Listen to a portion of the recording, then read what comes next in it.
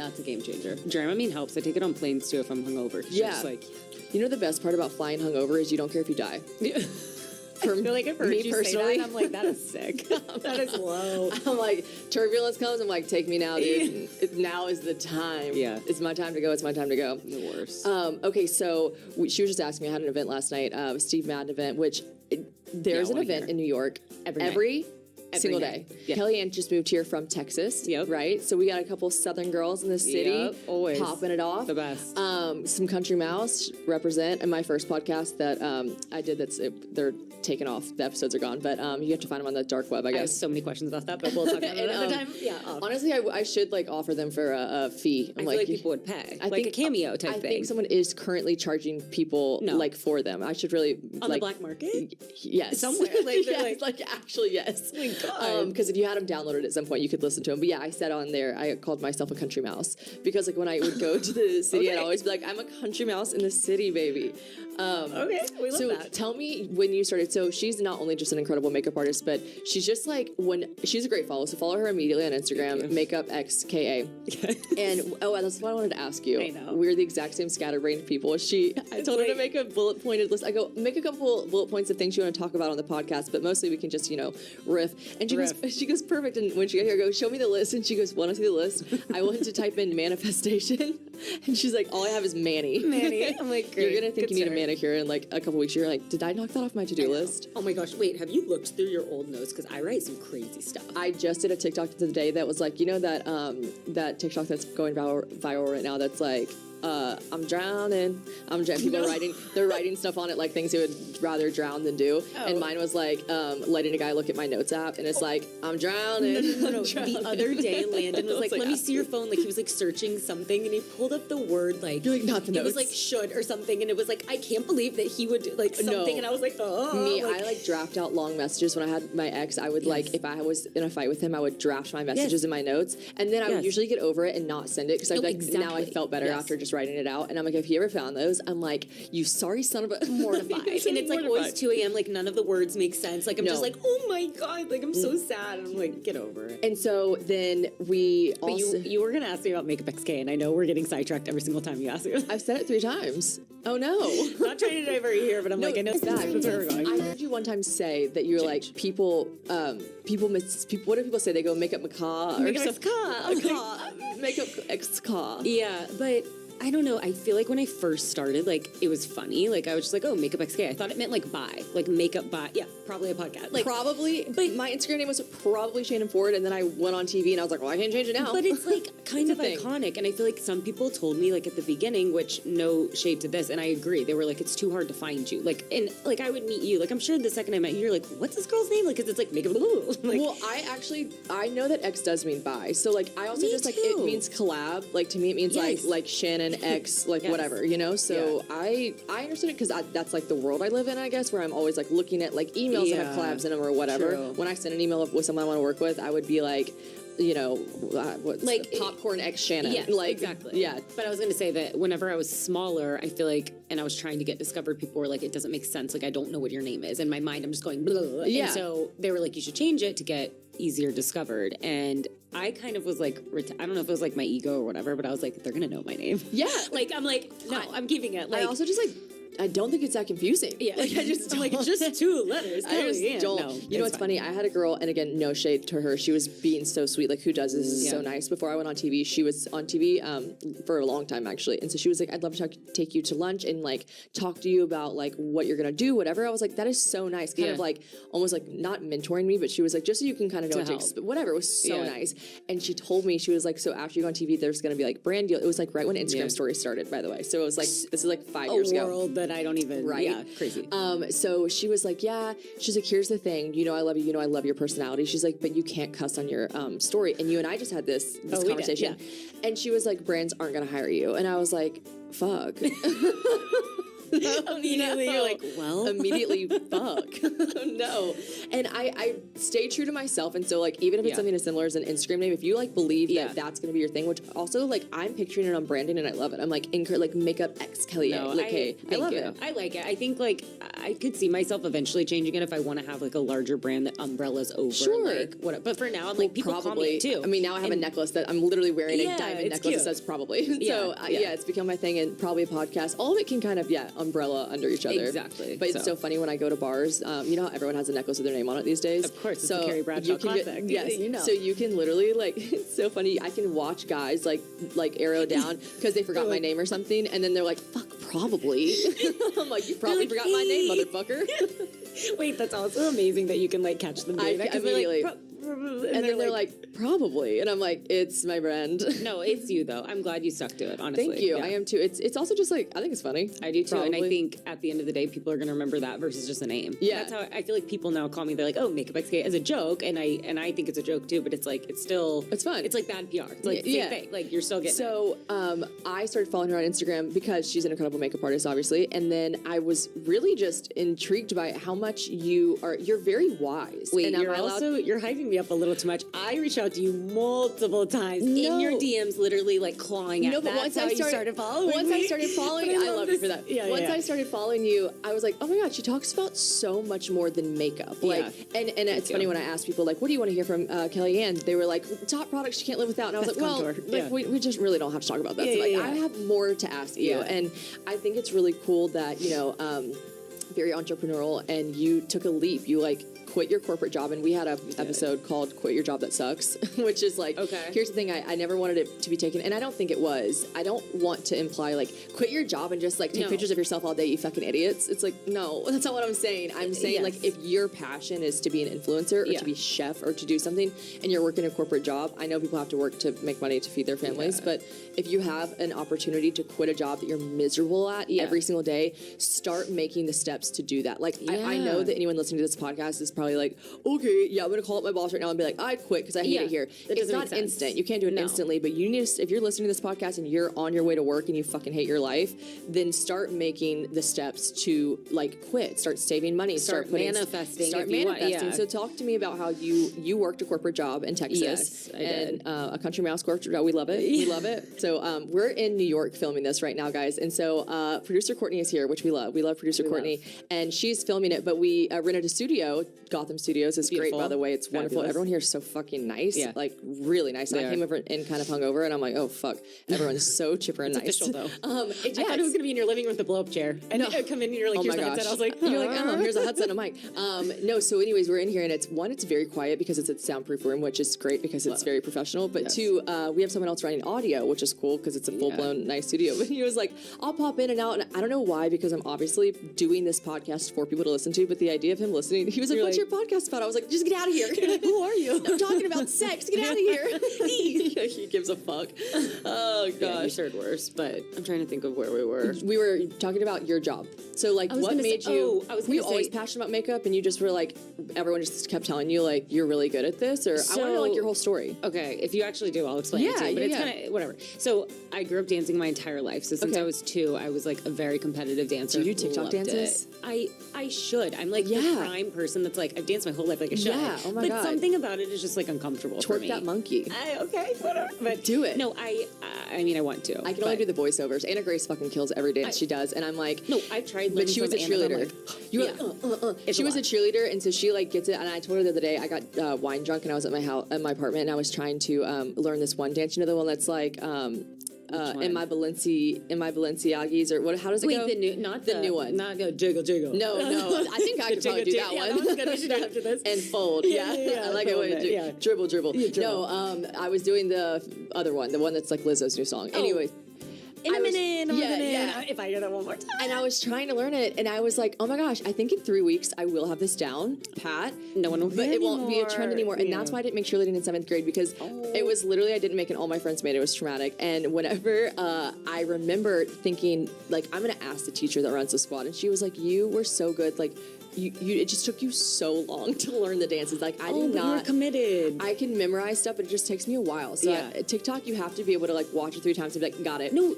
I don't understand. People are like mouthing things. I'm like, I gotta practice in the bathroom. Like I'm like staring at myself. I'm like, you got it. Like maybe. But you danced your whole life. Okay, so yes, danced my whole life. I feel like I was obviously doing makeup. Like it's funny now because my mom will show me pictures of me gluing on people's lashes when I was like 8. But I don't remember doing that because it was just part of the whole jig. Right.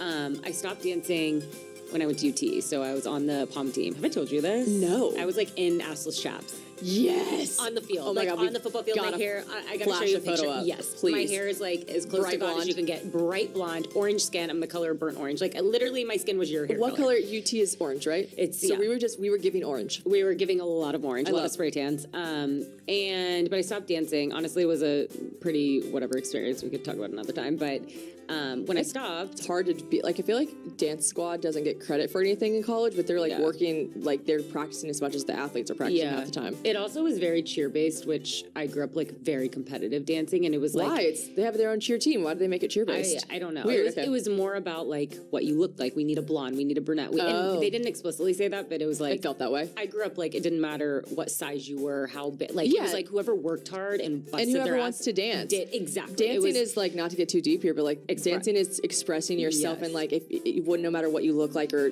if you want to dance, like someone in you, I hope you have a teacher that's like dance. Yeah, and I love the pom team. Like I'm not trying to shade them, and there were so many talented people on there, but it just was like it was very different for me, and I think it wasn't a good fit. Looking back, it was like a blessing from God that I didn't make it back. Like I eventually. Oh, you tried out for a second time and didn't get it? They cut me. They cut a veteran. Sorry, I watched Dallas Cowboys. I watched Dallas Cowboys cheerleaders. DCC baby. You know. They cut a vet. They cut a vet. Bitch. Which is fine. Like I was a freshman. Like I didn't know what I was doing, but I don't know. I'd be pretty pissed about that. I have a lot of built up. Sorry, you've like already worked through it and gone to therapy, and I'm like, aren't you pissed? No, it's there. But anyways, I went and did like a hip hop dance team after that. It was fun. I graduated. Cute. I started working at Oracle. What's Oracle? No. You don't know what Oracle is? For a second, I thought it was a makeup company. No, what's Oracle? It's like bug spray. They spray for bugs. Okay, is anyone else? Producer Courtney's laughing at me. Oracle is like one of the biggest tech companies that like runs the world, owned by Larry Ellison. Did they get in trouble for stealing the name for the people that spray for roaches? Oracle. Isn't that? Haven't you seen so many commercials? My brain right now is like this. Orkin. It's Orkin. No. It's Orkin. Okay. I mean, it sounds the same. Okay, tech company. Sick. Large tech company. Got it. Very big. Like in the new Dropout series, I don't know. Did you watch Dropout about Elizabeth Holmes? Yeah, I'm right in the middle of it. Larry Ellison is in the. He makes on like the yacht. But yes, that's Larry Ellison. It's not actually him, but you know. Throw a yacht in there and bitch, I'll remember it all. Yeah, how do you get Okay, Oracle. Okay, well, congrats. That's great. That's cool. Thank you. I was in the classic like sales job, which I also loved sales. Like it's very relational. I fucking love sales. I always said if I wasn't doing a podcast or had an Instagram, like I would do. Everyone's like, "What would you do if Instagram ended tomorrow?" I'm like, I don't know, fucking sell shit. I love like when I do people now. Give you this like weird ultimate. Like you're like, what? What are you gonna do when your job doesn't? Like people are always like, I've said it to. They're probably so overhearing this quote, but literally when people are like, "What would you do if Instagram went away tomorrow?" I'm like, I don't know. What would you do if everyone went to virtual learning and we didn't need teachers anymore? That would suck. Yeah, it's like it's a what are you gonna medium do? for me to do my job. You're gonna have to figure it out. We're all gonna figure it the fuck out. Yeah. What a weird thing. They're like dangle it over your head and you can see it in their eyes. They're like, what would you do? I'm like, well, fucking figure it out. Yeah, Instagram is interesting, but you liked having a corporate job? You were into it? Yeah, so I mean, I really liked it. Like I also was just very in the moment at the time. I was fresh out of college. It was like basically like rushing sorority fraternities, but in your job. Like they sent us out to what was it, San Mateo for 2 weeks with all new cast members. What am I thinking? We're like it was on called like a blind. class up. Yeah, literally. It was called a class up. So it was like you met all of your new best friends. Like everyone was like dating each other. Like it was fun. Like I thought you were gonna be like, it was a lot. You're like, it was fun. It was fun. Like it was 2 weeks. They stopped the program, but it was a great job. Because everyone was fucking each other. No, I mean, I met Landon there. So, no, I'm kidding. But wait, did you? Yeah, that's hysterical. Landon's her boyfriend. Yeah. No, we met. Oh my gosh. Okay, we love it. People did. We're like, it's stay away camp for sales. No, it is. It was nice, but it's not that I hated my job. I would sit there and I was like, I could progress in this company if I put my head down and if I worked. But like, I would look at the people maybe 3 positions above me and I was like, but I don't want that. Like, I'm so just not creatively stimulated. And the whole reason why I'm telling this dance story is because I always had a way to express myself creatively. Yeah. And then I stopped dancing. I started a corporate job and I was sitting there like literally like, what do I do with my hands? Like type of vibe. By the way that you did like the hip hop team afterwards. No, I'm saying that because if I was like a vet, me again, I'm pissed they cut the vet. Yeah. If I was a vet and got cut from the dance team I was on, that was like a big deal, iconic at UT. I think I would have been very scorned, and I would have taken the approach of like, I don't want to fucking do this shit anyways. I wouldn't have like gone and been like, I'm just gonna do something else that's similar. I would have wanted everyone to think like I didn't even care. I don't even want to dance anymore. Like I was over it anyways. Like that was the my approach decision. I would have taken. So I'm very impressed that you're like, no, I still want to dance, so I'm just gonna go to a different team. That's very it was cool. like probably the toughest. Like I'm very sorry, I'm going to say a bunch of things. My dad talks about that the first time he ever really experienced failure was when he got cut from his job. Like he was whatever. The first time I experienced failure was literally that. Like the rejection, but I'm so thankful I went through that as a young person, because it's like now you can lose a job or you can, anything happens, and I'm like, I've already been through it. I already have my tools to deal with it. And actually, I didn't make it back. I had a terrible year. Like, it just made me doubt everything about myself for 20 years. Like, I was like, who am I? And then I tried out again. I was like, I'm going to come back and be better than ever, like, show them. And I had a meeting with the coaches, and they encouraged me to do it. And then, like, maybe on the second or third round, I just got cut again. Cut again. But I literally think everything it was God being like, nope. Yeah, nope. Like, and I am so thankful. And then I went and did what made me happy, which was actually dancing. So whenever I was in briefly in DC, whenever I thought I wanted to go to law school, I thought I wanted to be working on Capitol Hill. I didn't know you thought you wanted to go to law school. Oh yeah, baby. Which is a great lawyer. Which is so crazy because I don't like school. I don't like school. I don't like papers. I don't like studying. It was not my thing. It's never going to be my thing. I was a horrible student. Like every report card ever was like, she is not applying herself. But like, she has a great personality. Yeah, they're she's like, so funny. They're like, she is capable, but she's absolutely not applying herself. And I was like, here's the fucking crazy thing. I don't want to be here. And they would literally, the teachers that would be like, do you not want to be here? I'd be like, no. Like I was like, do I have to spell it really out? Like I was kind of the bad kid. Like I wasn't like my friends were always very embarrassed. Like because I had like the fun, cute little like sweet friends, and they were popular, and they were all like well rounded. And were on the sports teams, and all the teachers loved them. And homecoming court, and like I just was like in the back of the class eating snacks, like not wanting to be there. Just didn't want it. I failed. Like I failed classes in who fails classes in high school, and it really set me up badly for college because I mean, here's the thing: you've got to do well in high school to go to college. And I'm from the South. All my friends now, it's so normal to not go to college. I feel like Gen Z is like college, who needs it? But like not for us. Like I was like I have to go to college, and I have very little options now. You know, so. Where did you go to school? I went to the University of South Carolina upstate, so it was like a branch off of. I didn't even apply to any other schools because I knew I would get like not in. I knew I wouldn't get in. That like makes me sad. But everything happened for a reason. Yeah, but I remember when I worked in DC for a little bit, and I was seeing these people, like you said, in your position at Oracle, not Orkin.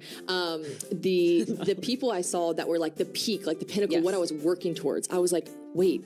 Ew, I don't want that. Yeah. So if you're in a job right now and you like, that's another good lesson for anyone that's listening. If you're in a job right now, and obviously in every job you want to grow, you want like room for not improvement, but what's the word? Like, room for growth. Not be stagnant. You just want to like to be able to move, be able to move higher up in your career. If you're looking at the highest point in that career and you don't want to be that person, then get the fuck out of the lowest part of the career too. Because why would you climb the ladder to get somewhere you don't want to be? But once again, like it's not like okay, call your boss and quit. It's like start thinking ahead. And the same thing of looking at the people above of you. Like that's looking ahead. So when did I? Yeah, when did you know? So when did you know? When did you know? I'm like, tell us. When did you know? I'm like on this ride.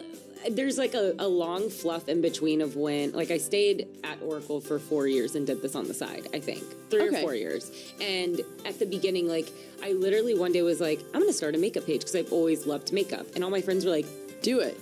No. They were all like, okay. Like, I was gonna say, were you embarrassed? Like, when I first started influencing, my friends were literally like, who are you talking to? Because I'd be like, hey guys. And they're like, who are the guys? They're like, who's the group of the guys? And they're like, who what's are the it guys? made of? No, I look back and I cringe at everything I did, but at the time, like I weirdly was not. But I know my friends were so supportive. My family was so supportive. I'm sure they were talking shit about behind my back. Yeah, I would do it too. Like totally. If I saw me, like it's just different. Yeah, I'm like taking selfies with terrible makeup, and I'm sure my friends were like, "Oh no, God, like the purple lip." We're like, "Oh no!" But they would give me a like. I had 7 That's followers. really nice. Literally, I had 7 followers on the first day, and I was like, "I'm just gonna do this. I'm gonna share my same thing. I'm gonna share about makeup." I started doing it though, and I would pick up jobs, but even I would get asked like, do you want to do this full time? And I was like, I don't think so. Like I want to work in fashion. Yeah. I always said that. And then there was like a period of time where I was really unhappy at Oracle, and I started interviewing in New York. And I was like, I'm going to move to New York. I'm going to be the fashion girl. I'm going to do this whole thing that I thought. And every single job that I applied for, I got turned down from. Like, every single one of them. Every single one. Like, there was a company here that I got flown out with. I got to meet the CEO. I sat with her. I was like, they're gonna hire me. Duh, like, yeah. And not in a cocky way. I was just like, oh my God, like, why would you invest in someone? Do you know how often I think so highly of myself and then like something gets slapped in my face and I'm like, okay, did not see that coming. I am just like always thinking so highly of myself, really. Like, it's a good quality, I think, to think highly of yourself. But sometimes I'm like, ooh, was not expecting that. But I think that's important to like be so relentless about believing in yourself. Like, but they flew me out, and the whole reasoning that I didn't get it like made no sense. They're like, maybe we'll make you like a marketing role, and it didn't make sense. They were trying to create a role for you that didn't exist. Yes, but I just look back at everything, and I'm like, once again, like doors were shutting because that was not my time to move to New York. I remember at that time, like my grandpa passed away, and then I met Landon at the same time. Okay. So I would meet every guy I like was dating at the time. I would meet them. I'd be like, I'm moving to New York. Like, this can't be serious. Like, that was my thing. I was like, I'm moving to New York. For like, it's been 2.5 years. Like, you're not going anywhere. That's I was so like, crazy. No. Like, do you know the TV show that I was on, Very Cavallari? It was in production for so long, and we had to film a pilot and a sizzle and all this stuff. And I called up all my friends, and I was like, so first of all, I'm going to be on fucking TV. And they were like, cool. And I was like, yeah. And they're like, when? I was like, soon. And we just filmed a sizzler. So a sizzler, which then now they're pitching it to all the producers, right? And then after that, when it gets greenlit by a network, which E picked up ours, which is great, then it has to like go to filming. And my friends were literally 4 like, hours, it's been 2 years. They're like, it took 2 years. We started doing it. I mean, 2 years it took. So it's just funny because you get so excited and tell people this, and they're like, bitch, no, it ain't. Like, just wait. I do think though, like, and we can talk about kind of later, like what I think of manifestation, because I know a lot of people want to talk about that. But I think the biggest thing is like saying stuff like, I want to move to New York, and like out saying loud stuff without fear. And it's people say speaking into existence, but it's true. It's like when you say, like, if I was meeting you guys and I was like, hey, I want to move to New York, you would be like, oh my God, I was just in New York and I know this girl, I'll connect you. Totally. And it's like, that's how doors open. You don't just sit on your thoughts and people are like, hey, I thought you might be thinking about moving to New York. Like, let me you look like a girl that might be thinking about moving across the country. You're like you have to say this stuff out loud without fear of like ego and stuff like that. Do you like to manifest out loud like that, or do you like to manifest by journaling, or what? Both? I think journaling, and like the way I view manifesting though, because I'm careful to talk about it because I think it gets kind of hippity-dippity. Like, I don't believe that the stars aligned and I became a makeup artist. Here's the thing. I don't believe that. Anna Grace is the most woo-woo person I know. Like, she actually is a witch. It's kind of crazy, and I'm here for it. Like, I like to listen to anyone's, like, things they say, and I think that I get into, like, these moods where I'm like, okay, that's bullshit. I don't even believe in any of that. And then I get in these moods where I'm literally, like, opening the CoStar app, and I'm like, interesting, okay, so the star is over here, so then I probably should go do that. Like, just depends. Whatever mood you're, Yeah. I feel like it's a combination for me. Like, I was raised really Christian. Like, I'm religious. I'm not like outwardly like very spiritual, like on my page or anything, but like for me personally, it's like the combination of faith, and then it's more like goal setting is what I think of manifest. And it's like determination. Down, yes. And yes, speaking it into existence, but writing down, like, I want to do Kylie Jenner, I want to do whatever, and then sharing it with the world. Do you write, like, I hear people write in their journals and say stuff like, today was so fun doing Kylie's makeup. She was so sweet. I love that I got to, like, see Stormy while I was there. Her makeup looked incredible. Her liner was... I'm envisioning it right now. Like, do you write it like that, or do you just say, like, I want to? I would feel kind of funny writing it like that. Well, I don't give myself, like, weird templates. I'm, like judging myself silently. I'm like, you're such a loser. I'm like, like, this is so embarrassing. No, I mean, sometimes I don't journal, too, but sometimes I just, like I'll wake up and I'll be like, that sort of format, like, oh, today I did this, whatever. Right. And then some days it's like a bullet point list. And then some days it's like, okay, vision board, like, what's my mood for the next 6 months? Coming from someone that I've watched just grow exponentially, you guys, like, when I met her, she said she was, like, in my DMs, like, offering to do my makeup for free, and now she's literally doing, I mean, the clientele list is through the roof. You can go to her Instagram and look at it. It's iconic. So if she's sitting here telling you that you don't have to manifest any certain type of way, then you don't, because, I mean, I'm just really impressed. Obviously, it's a combination of hard work, too, but... It is. And you know what I didn't know? Is it because of your faith? Do you not live with Landon because you want to wait till you're married? So... I thought you lived with your boyfriend here. No. Okay, so that's fun. Do you guys like being in the city together? Is that... Yeah, it does feel like we're in a long-distance relationship, though. And he lives in Chelsea. Which, like, it's so funny. No, sorry. I am the most directionally challenged, but you are worse. I went to the Steve Madden event. We just talked about this. The fucking maps. I don't know maps. I don't get maps. Maps don't know me. Yeah, we don't. Maps. I don't know maps. Yeah. And so, anyways, I was with Serena last night, and we're gonna have Serena Kerrigan on the podcast too soon. SFK. You guys have been asking give her. We're gonna deliver. And she was saying stuff, and I was too embarrassed to tell her. I had no fucking clue what she was talking about. You know, like she was like, "Oh yeah, because my mom just lives like," and she was like saying like blocks and things like that. And I was like, "What the fuck does that mean?" Like, I was like, I have no idea. So. So basically, Chelsea's in the middle of nowhere, and just kidding. It's not. It's a nice place. He's just in West Chelsea near Hudson Yards, and I'm like all the way on the east side. So it literally takes 30 minutes to get to each other. So you live far away from each other. We live far away, and he has a dog, so it's. I mean, we make it work. But the thing about New York too is like you have to plan everything.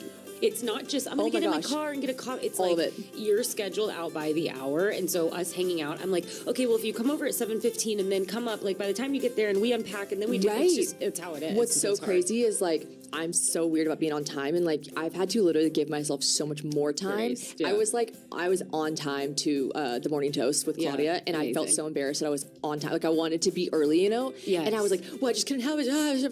It's just like very. It's everything is so accessible here. And I was saying this, like New York, you can get anything in a New York minute, but like you really can't though, because it takes a while to figure out the logistics of getting to where from, however, everything. There's all the things. So it's been amazing that he's here. We moved within a month, I think, but we're definitely like feeling that kind of. It's hard, like, and especially to my life changed, and he is the most supportive person. I was gonna say, he seems very supportive. I actually went to dinner with him. So I met Landon. He's so nice, and like he just sat at dinner with like 4 girls who were just like, and like, listen, me as one of the girls, like, get a fucking grip, like, like any dude that is sitting there is probably just like this fucking chick. Like, are you kidding me? Landon is literally this. Wait, Landon was on the episode where he was the one, guys, that was like, oh, so you grew up in Hawaii. Wait, when you... and I was like, Hawaii. Is this the trailer? What happened? And I was like, no, not Hawaii. I said double wide Hawaii. And he goes, oh, okay, and didn't say anything. And then the girls were like, yeah. And then he was like, what's a double wide? And I was like, what? Wait, and then literally, what is it? And then I was like looking at the girls like, you were in the bathroom when this happened. Oh. I was like, these sucker, you don't know what a double wide is. And they were like, what is it? And I was like, Cassie's literally like, no, but like, Cassie's like, what is? Okay, so it's just a trailer. It's a trailer. Have you defined that that's on the double podcast wide. Yet? Okay. Yes.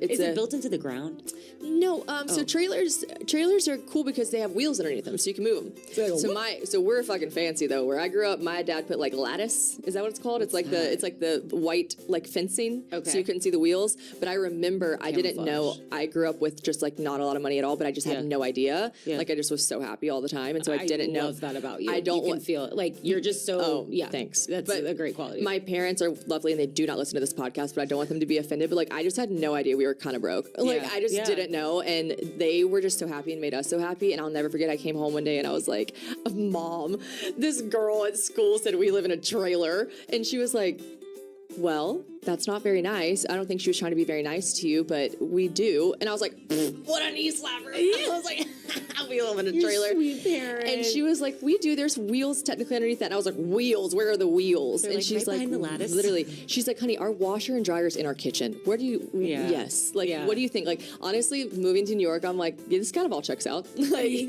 our washer and dryer was in our kitchen my entire life. Yeah, like, No, that's crazy though. I just think that was I applauded Landon for being like just with all the girls, just like I was in that dress. It was like down to my ass crack for Serena's birthday. Yeah, you were in this beautiful feather outfit, and we were all just what like, I was gonna wear today. We're just boofing around and just having a time. Landon was just like very inquisitive and nice, and I love that. You gotta have someone supportive, and especially in a career like this, it's just not.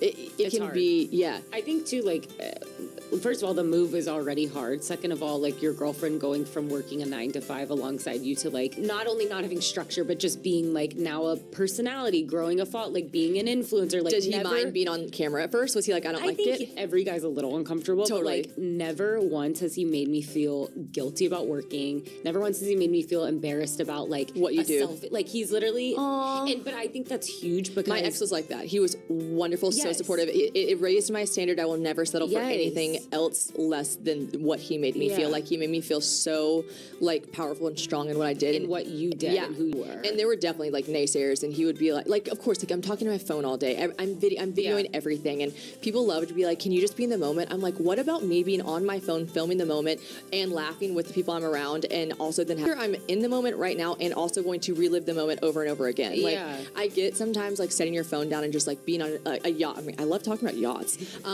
Being on we're going to get on a yacht. Yeah. Getting on a yacht and just like, sure, put your phone down and then enjoy the view for a little bit. But I don't think there's anything wrong with also taking some fucking videos on the yacht. And it's for good memories. I swear, my only memories now, which I don't know if I have like something wrong, but like I can only remember stuff if I go back in my camera roll. Yeah, we gotta get that checked out. I'm gonna do a doctor's appointment when I go home. But no, I think being with someone who, it also just speaks to their character of like, there's so many insecure guys out there that the second, especially to someone with a following, whatever you want to say, that they could just be like, you're getting so much attention from other people or whatever it is. And it's like, that's just not the case. And you need someone who understands that and wants to encourage you. I can't stand it. It's like such a turn off. It's an immediate ick for me. I do not like it when guys, they'll somehow find out what I do or see my followers and they'll go, well, shit, I don't know. You might not want to follow me. I don't have that. And I'm like, you're like, I'm just a person. I'm just funny. Well, it's not even that they're like, they're not giving me any credit either. They're kind of like demeaning and diminishing what I do in the process of also, it's like they're trying to be self-deprecating, but they're actually being rude towards me while they're doing it's like a backhanded compliment. Yeah. Like,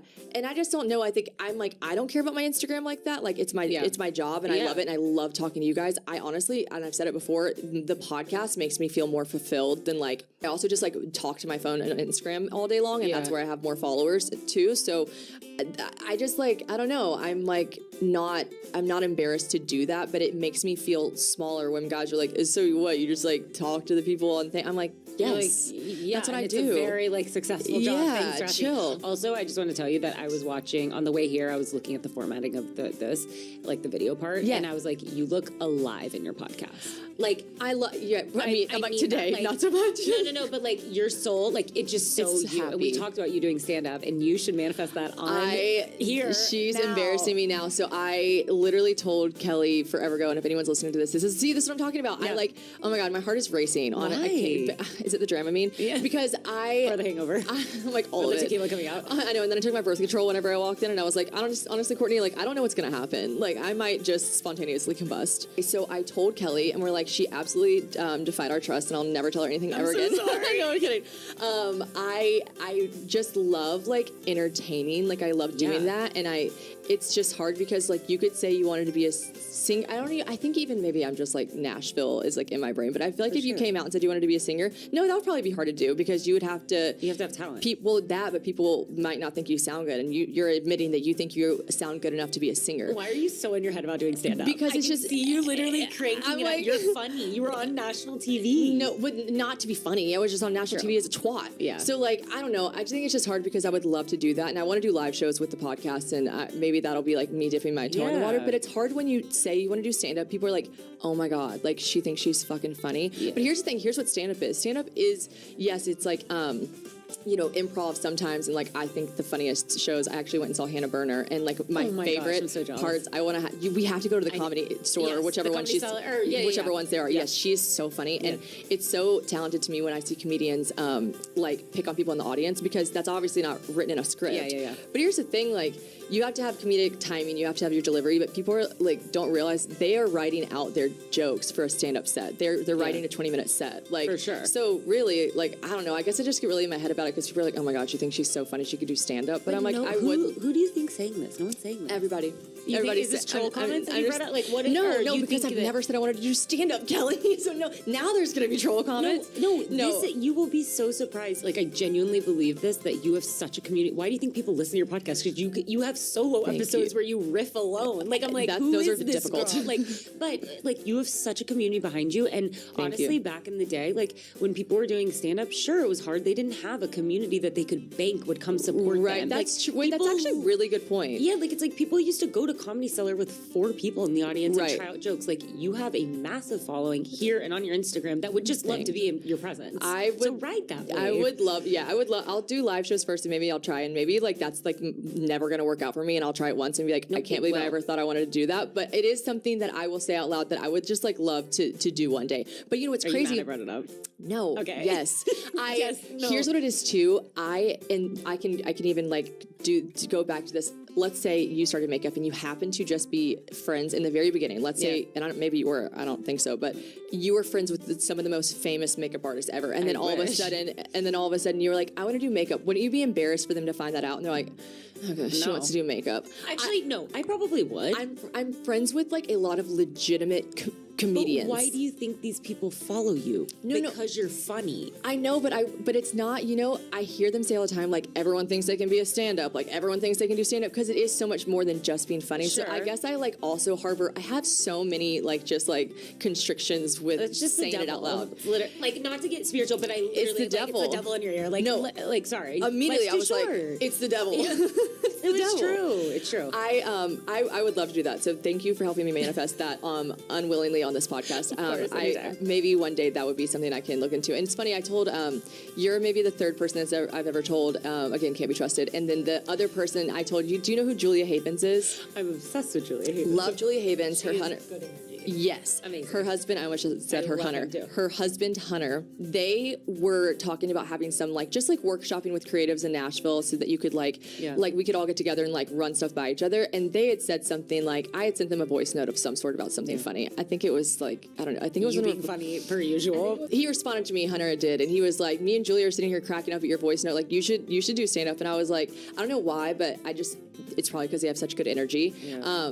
I was like, I kind of always thought about that, but I just could never say it out loud. And she was like, they were just so sweet, like you're being right now. And they're like, come to our house, like write a show, and like we'll invite some of our friends over. And they're like, you can like practice it. And I was like, Nashville people would come out. That's sweet. Yeah. So, anyways, we'll see. That would be fun. I mean, honestly, you're slowly starting to tell people, which in my mind, it's like you like itching at it, kind of like trying to see what the reaction would be. Yeah. Like, you've told a few people, like obviously you're thinking about it. Yeah. I don't know.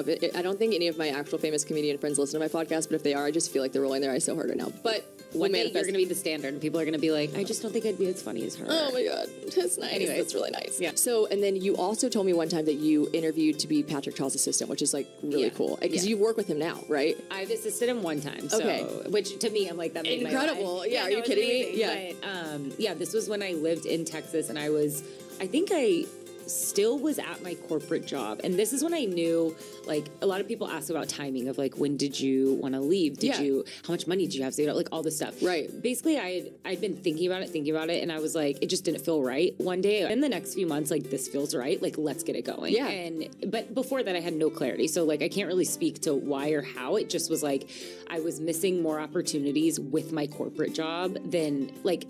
It used to be the reverse. Yeah. Does that make sense? Like, I'm missing more makeup opportunities now because I had to work a 9 to 5. Right, and I was like, that's when you know, like, the pendulum has swung, and it's like I'm getting more business. Like, I could do this. But I was at my corporate job, and in my letter, I wrote to him because he opened a position for an assistant. I wrote like, I'm based in LA, and like when I say my career for the first 3 years was based off lies of telling people like, I'm in Nashville here for clients. Didn't have a single client. Hey, I'm in LA for clients and business meetings. Like, would love to do your makeup free of cost. Like, I love that. You know, I would do that for boys though. I would be like, I go to LA all the time. You and your Cubs card or whatever it is. I can't. I'd be like, well, I mean, I'm literally always in LA. Me never was in LA, but I was like always there. You have to put in that little extra effort to like I don't just wake up in LA and fake it till you make it, baby. Exactly. And not fake the talent and fake whatever, but I'm like, you have to put yourself in those situations to get the opportunity. Sometimes it doesn't work out. And for instance, this one, like, I had lied a little bit, which my mom is always like, do not white lie. Oh my God. My mom. She's like, stop white lying. I'm like, my mom gets so angry with me about that shit. She's like, I don't even understand why you would even lie about that. I'm like, well, because Mom, I could break it down for you, but I just did. Okay. So let's just like move on. Don't care. But it's not like we're lying. I'm not lying about like my experience level or anything. I'm just like, I'm in LA, and because I would move to LA if the job was there, but I don't want people to have the burden of bringing me to them. Totally. Because that's the thing. Because then they might not put you as high on the roster for people they're going to choose from. Also, me totally lying about skill sets. Like, who doesn't say they're efficient at Excel, and nobody's efficient at Excel? Right? You're so like, right. Nobody. That on the last little thing. It's like, always, we make it like very small, like very proficient. Tiny. You know, I got called out for that one time when I worked at a law firm, and he was like, you literally put on your he was like, those in a spreadsheet. I was like, no problem. Could you just show me how to work the spreadsheet, and then I'm on it. And he was like, how to work the spreadsheet. I was like, he's like, that's your top skill. I was like, I put it at the bottom. Yeah. In small print.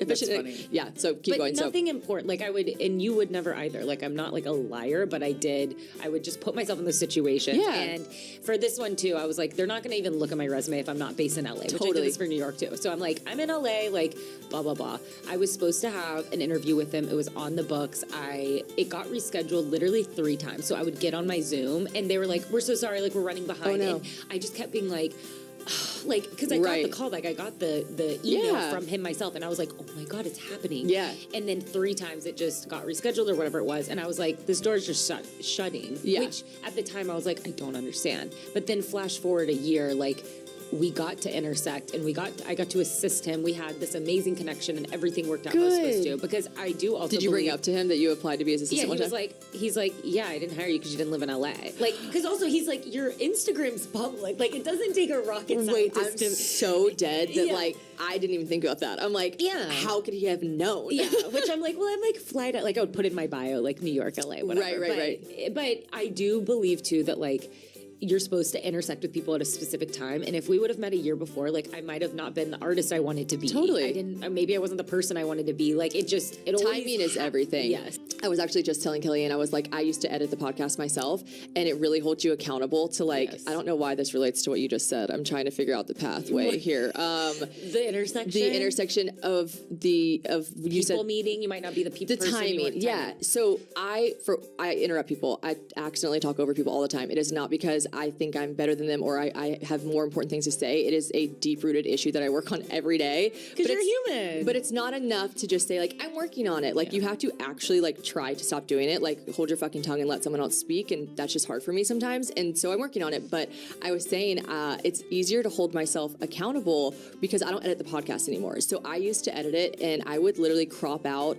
the audio where I was, like, jumping in to speak to someone, and then I would crop out them talking so that you couldn't tell I interrupted them and then took over. And I would do that, and I'm obviously not going to ask producer Courtney. Like, if I hear producer Courtney. I cringe so hard when I hear it, but I'm not going to message her and be like, can you, because you had to, like, really move audio around to do that. It would take me a second. And I'm not going to ask her to do that, so it makes me held a lot more accountable. Like, there was an episode that we were talking about Coachella, Blockchella, and I interrupted... Anna Grace was trying to talk about the shuttles, and I was trying to talk about it, and we were both there. And so, again, it wasn't like I was like, shut the fuck up, Anna Grace. But I just was like, I listened back and was like mortified. And guess what I got? I got a message from someone that was like, I love you. I love your podcast. You interrupt Anna Grace so much in this episode. Like, I just feel bad, and like, I just wish both of you could talk and blah, blah, blah. And it's all so nice and constructive. Yeah. And so, I don't know, little things like that just like hold you accountable to be like, oh, now I have to hear it, and everyone else has to hear it. Yeah. So here's a crazy concept. Try to do it less. Constructive criticism is key. Yeah. But trolls are not. Yeah, trolls are not nice. Goodbye. I feel like, do you ever tell people constructive criticism with their makeup, or you just like don't even touch that? Because you're like, mean? Like when people do like, it if you was a friend and you saw like horrible eyeliner, would you look at me and be like, I just like feel like something else looks so much prettier on you. I want to do your eyeliner one day. Or would you just like let it ride because you're like, she's never gonna learn? Well, I feel like my friends now do this thing, which I love them for it. They're always like, can you like do my eyeshadow? Or they're like, do you love them for it?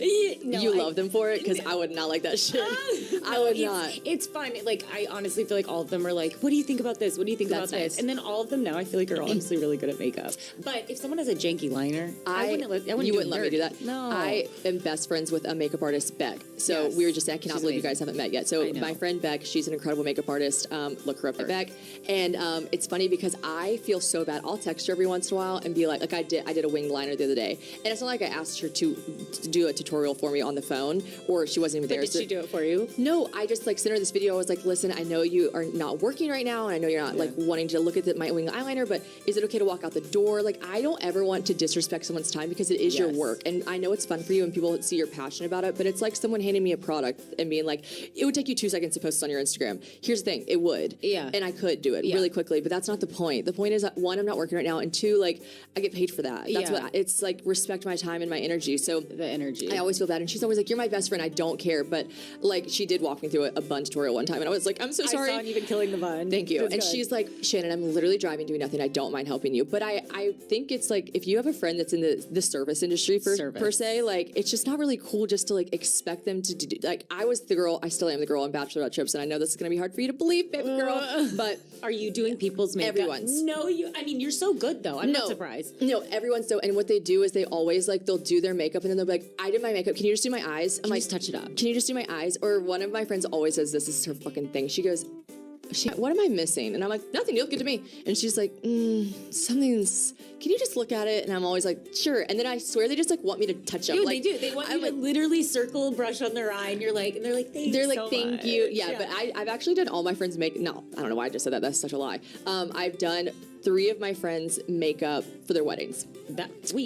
How did I not know this about you? I'm not gonna I'm not throwing shade at all. Like this has nothing to do with makeup artists in South Carolina, but I don't know what it is. My friends just literally say stuff like, I don't trust anyone else but you, because I did it our whole life. Like your pictures of you doing it when you're 8. Yeah. My mom has pictures of me at prom doing people's like makeup and stuff. Like I used to make money. I used to put in extensions, hair weave, Did you glam me? What's happening? Hair weave, killer baby. I learned how to do it on YouTube. My mom and I learned how to put extensions in on YouTube because I wanted extensions, which I had for 7 years. Genuine. Like I did not know this about you. Carrot tip extensions, like with the hot tool and everything, like they're beaded in your hair for like 3 months.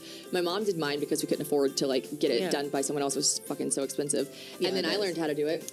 So I would do like that to make money. Like I actually found a Facebook memory the other day and I was so embarrassed. I didn't delete it, but it was like I was like doing people's makeup for New Year's Eve and I was like posting pic stitches, and again it was like so bad, and the girls left so happy, they were thrilled. Of course. But like it's all about the feeling. It was just like so bad. And I've done my best friend, I was the maid of honor in her wedding, Grace, and I did her makeup for her wedding. I did my friend Jordan's makeup for her wedding. Like I'm shook. You need to do my makeup. They're just okay. But we're like, I'm gonna do stand up and be a makeup artist. So everyone buckle the fuck up. Yeah. Like down, the queen's coming. Literally. No, I feel like that is always what people ask me to do, and I'm always so fucking annoyed. So I can imagine it being because here's the thing. Yeah, I want to get ready and have fun too. Like when I'm at a bachelorette party, I want to get myself ready and enjoy getting ready. I don't enjoy sitting there while you guys file in a line. No, there's a memes about this where it's like you can't get mad at the girl who did your because we're always the late ones. Because everyone's like, can you just like touch up my face? Yeah. I'm like, I have to start getting ready at 2 p.m. so we can go to our 9 p.m. dinner. No shit. Because you guys, it's crazy. But I love them for it. But I do too. My friends listen to this podcast and they're gonna be like, fuck you, bitch. You said you didn't mind. But here's the thing, like I mind. No, I do mind. Yeah, let's just put it out there. I think it's just so different than touching someone up though. And like when I first got started, I would use my friends as models. That was something because I wanted like models on my feet, and I have beautiful friends, so I use them. You do. But thank you. Yeah, I'm a friend. But then it got to the point where it'd be like, can you come over and just like glam me before? And I'm like, all right, it's taking my luxury products, my time, my energy, and I could be getting paid by another client to take this. I loved doing my friend's makeup for their wedding because I felt like so special. Like I felt like when they asked me, I was like, are you serious? Yeah. Like that is so sweet and special, and we have those memories forever. But yeah, I mean, I think there's just like a difference. There's a fine line.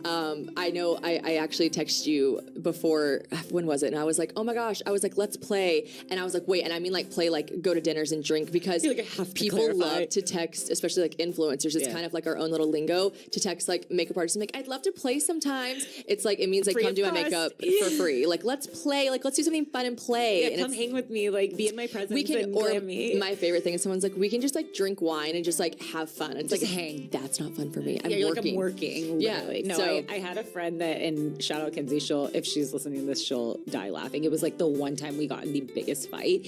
She would, at every dinner, she would be like, babe, lips. And I was like, you gotta stop. For you? Yes. Like she wanted me to line and do her gloss. And Kinsey is actually people know who Kinsey is from my Instagram because she came and assisted me for fashion week. She has long hair. She's hilarious. Wait, I thought she was telling you to touch up your lip at dinner. No, hers. Oh, so she would look at her, she'd be like, lips. You just made me want to touch my lipstick. No, same. But in that literally was like, finally I was like, Kinsey, you gotta stop. Like, you're driving me nuts. Thank God she was one of your best friends so you could say that to her. No, I feel like you couldn't about it so hard. You couldn't really do that, guys. I am using. What are we working with here? What are we working with? Let's see. I'm using nude? Charlotte. Yes, ma'am. Girl. She's got an eye on her. Mm-hmm. Charlotte Tilbury Iconic Nude. I also iconically can put on lip liner without looking. Which is incredible. Kylie Jenner. I know. I said that the other day in the elevator with Serena Kerrigan. I go, me and Kylie Jenner are the only people that can put their lip liner on without looking. She goes, bitch, I can do that. I was like, shit. And SFK, okay. Wait, also someone asked me in my question box, they were like, can we talk about Shannon's undertones as a, like... What does that mean? Like, they wanted to know what makeup you use because they're also redheaded, and I feel like you guys struggle with the undertones, with the products. Here's the thing. If you're listening to this and you're redheaded, which I do have a pretty big redheaded following, shouts out, yes, guys. You do. Our lives are super cool, and they also fucking suck. Here's the thing. I spray tan myself, so my undertones are not real. You know what I mean? I know your undertones come through a spray tan, but they're masked. I mean, I think they're just masked little. I always go warm. I pull red, like my under. Yeah. I think I actually just have rosacea. Yeah, you have little pinky cheeks. Yeah, I just but like spray tan so like yellow and warm, so it's kind of like. I use this spray tan. I get asked this a lot actually too. So if you're listening, and you want to know a spray tan hack. So I don't use mousses unless I'm traveling. Wait, so did you bring your airbrush here? Which I brought. We're starting a business. Wait. We've talked about this. We need to announce it to New York. We're starting a business. Welcome to Kelly Ann and Shannon Ford's spray tanning business. Because let me tell you something, and I do not want to knock because now I understand how difficult it is to get places and to do things in New York. Yes. So if you're listening to this and you're a spray tan artist in New York, I understand why you're charging $250. $250 for a spray tan. You guys, $250. And also the time it takes to do the spray tan is about 15 minutes. So by the hour, I'm like, that's a fat hourly rate. They're lugging their stuff. They're lugging their tents. They're then spray tanning you with their products, and then they're packing it all up, and they're going back home. So like it's me understanding, but absolutely not being fucking willing to pay that. No. And I spend money on the stupidest stuff. Listen. Yeah. I spend money on the dumbest stuff. What were the Fendi or whatever the ski shoes? You're like, I don't ski. Moon boots. I don't. Fendi moon boots. That was a low. Fendi moon boots. I bought Gucci dice. I got a lot of troll comments for that. People were like, bitch. I bought it for my family because my family loves to play dice, and I thought it'd be like cute and catchy. That's but a nice gift. My mom goes, Shannon, the game that we always play, I don't even know what it's called. She goes, it has 6 dice. This has 5. Did you even look at that? I go, no, I just sweetie. saw Gucci dice and I just thought like we had to have them. Yeah. No, we love the spray tan artists. We respect them. I really do, but I just can't afford. So what I do is I bought a machine myself. I learned how to spray again, I don't want to ask my friends for too many favors because I don't like when it's the shoes on the other foot. So I actually spray my top half myself, and then my friend comes over right when I need my legs and my back sprayed. They do my legs and my back. Wait, what friend in New York? Oh, not here. That's you. That's my job. You're doing that now. Tandem. So it's like we have someone doing tandem. What's wrong with the word tandem? Tan. It's cheesy. Wait, that's a good pun. It's just a pun. You caught that. So we're gonna have to do that because I use this solution. I need to touch up my spray tan because I'm not gonna lug my. Oh, actually, that's a lie. When I went to Italy, let's just break this down for a second. My ex-boyfriend really was such a nice guy. I can't tell if he's silently. Oh yeah, duh, he did that. But he actually, whenever I taught him how to airbrush spray tan me, he was like, just picture this, right? You are in your most fragile state when you are freshly scrubbed. You're a baby chicken. You're a skinned chicken. You're a skinned chicken. Blonde lashes. You don't look good. Like if you have just taken one of the showers where you're scrubbing your body raw to get a new spray tan, you don't look. And if you do look good, get the fuck out of here. Like I don't want to know you. I don't want to be your friend. Like I'm not gonna want to be around you. And John would literally spray tan me in that state. But also when I taught him how, he was like, "This is kind of like spray painting a car," and I was like. Also, how many cars have this been? He was like, I did this at shop in high school. I was like, did you just call me a Buick? Like, what the fuck? I was like, wait, I need to know, were you wearing a hairnet? No, because my hair's red. Okay, so spray tan never gets Camouflage. in it. But whenever I spray tan Anna Grace, she's like, do not get my fucking blonde hair. I'm like, I'm sorry. But I use this solution called, it's a Norvell solution, but the color is Venetian. So it's the purple. Yes. So it has purple undertones in it. So that's whenever I get spray tanned, everyone always asks me like, oh my God, the color is so perfect. It's not purple orange undertones. Or it's more like purpley brown, which is weird. You have to try Glow Box. Okay, I will. Not my little plug here, but it's a fast developing, fast drying, and has no smell. Is it a solution? It's mousse. It's a mousse. But it has purple undertones. That's why I'm obsessed with it. It's like the only one. Did they sell a solution? Maybe. Yeah, maybe because she's an airbrush girl. Then I bet she does. Okay, I can't do my hands with mousse. I fuck it on up. Yeah.